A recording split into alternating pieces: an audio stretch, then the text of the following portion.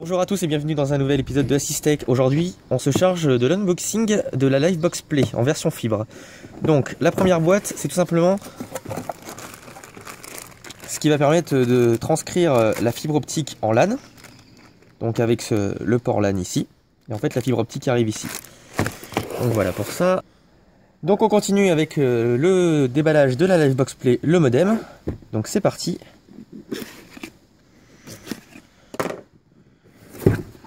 Donc à l'intérieur, on y trouve le guide d'installation, note de garantie de conformité,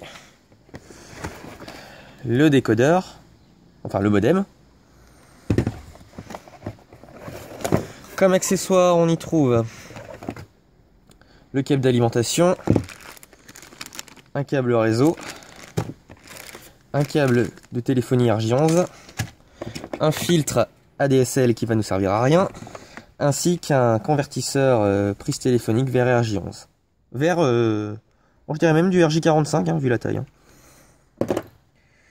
Donc, qu'est-ce qu'on peut y voir sur le modem? Donc, un port USB 2.0, un bouton pour allumer ou désactiver le Wi-Fi, un écran d'affichage, un bouton information. Sur la première tranche, rien. Derrière, on voit le bouton d'association WPS et DECT pour le téléphone. 4 prises RJ45 en gigabit. Une prise WAN qui va être reliée donc au boîtier qui est ici. Un bouton de reset. Une prise d'alimentation. Une prise DSL qu'on ne va pas se servir donc. Une prise téléphonique. Plus un port USB 2.0 également à l'arrière. Ainsi qu'un switch 0.1 pour allumer ou éteindre le modem.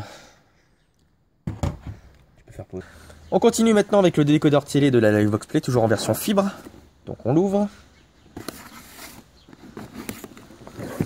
À l'intérieur, alors, on y trouve directement le décodeur avec les instructions d'installation. On y trouve encore la déclaration de conformité, le guide d'installation, le guide d'utilisation, la télécommande.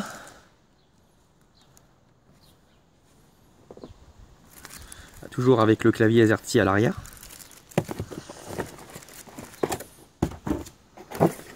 Et comme accessoire, on y trouve donc le chargeur d'alimentation avec la prise, ainsi qu'un câble Ethernet, une prise HDMI et une sangle pour la télécommande.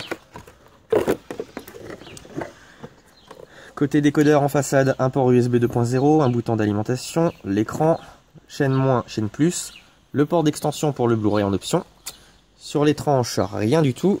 Si, à droite, pour mettre la carte d'accès télé.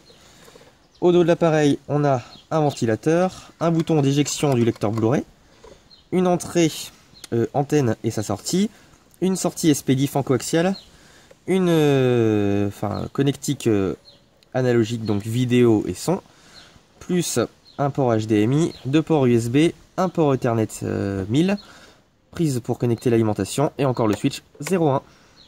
Voilà, on se retrouve tout de suite pour l'installation et la configuration des différentes box.